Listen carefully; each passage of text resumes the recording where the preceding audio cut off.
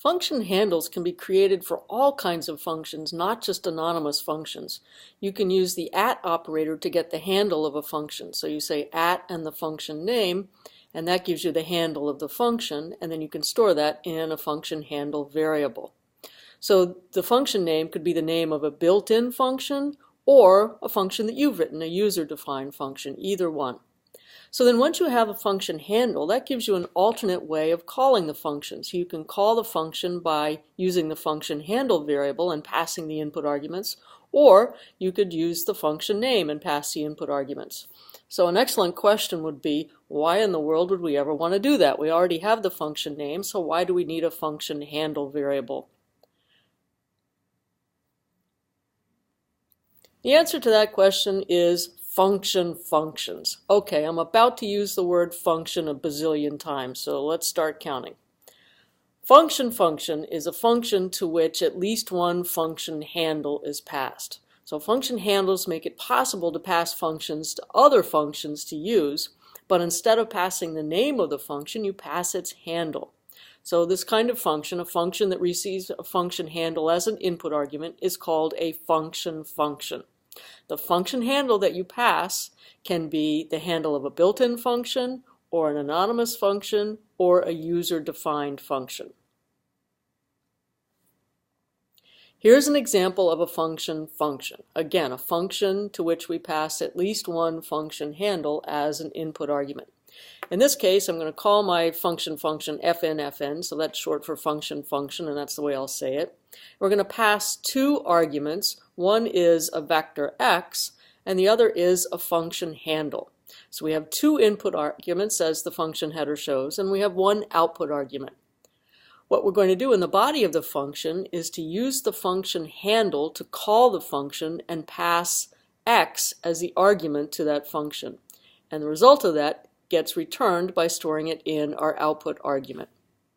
So again, we're passing a function handle. We're getting that function of x because using the function handle gives us an alternate way of calling the function. Now let's take a look at some examples of this on the next slides. So first what I'm going to do is I'm going to create several function handles. I'm going to create function handles for a user-defined function. So first of all, here's a function that I've defined at myfn. So I'm just using type here to display the contents. So with that function, we're passing x, and it's going to give us x cubed minus 4x plus 5, or since I used the dot operator here, this could be, x could be a vector or it could be a scalar.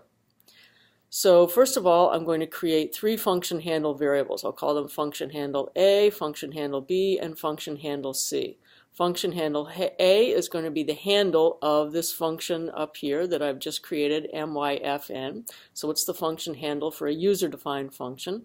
Function handle B is going to be the handle of an anonymous function that I've just created here that gives me x squared minus 3, where again x could be a scalar or a vector. And function handle C is going to be the handle of a built-in function, in this case the cosine. So I have three function handle variables. Again, I'm calling them function handle A, B, and C. So next I'm going to call the function.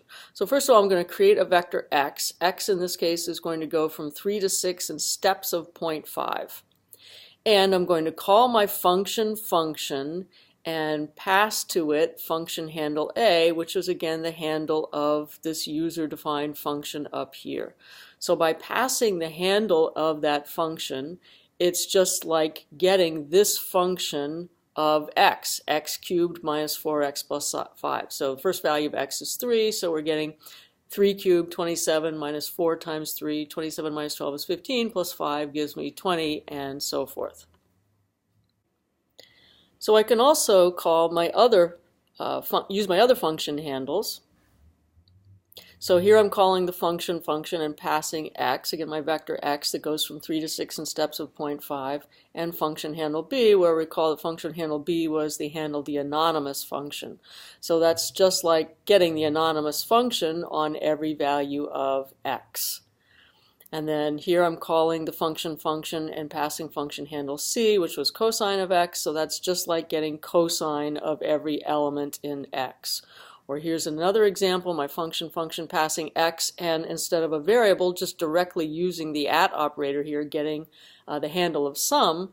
So that's the function is going to be just like saying sum of x, where x again goes from 3 to 6 in steps of 0.5, so adding all that together gives me 31.5. There's some related functions for functions. The function str2func is a string to func function. It'll receive a string, which is the name of a function, and it returns the function handle to that function. So it creates a function handle from a string. And then the reverse, func2string, converts a function handle to a string. So you might use that, for example, to put the name of the function in the title of a plot or something like that. There are some built-in functions. There's a built-in function named fplot. You pass to that a function handle and a range, and it'll plot in that range. So you don't even need to create x and y vectors. And there's a built-in function called feval that receives a function handle, again, and an argument, and it returns the execution of the function on that particular argument. So here's question 2. A function is a function to which what is passed? Fill in the blank.